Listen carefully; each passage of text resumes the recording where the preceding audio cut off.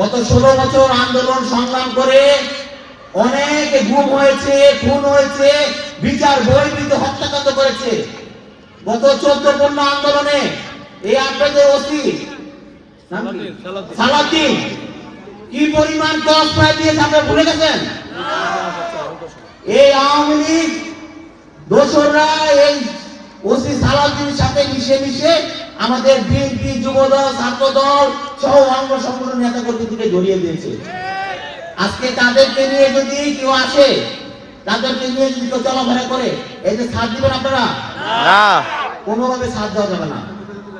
কারণ আমাদের অনেক ভাইরা জেলখানা থেকে ডান্ডা তৈরি করে, হাতে হ্যান্ডকাপ করে লাশ হয়ে বেরিয়েছে না?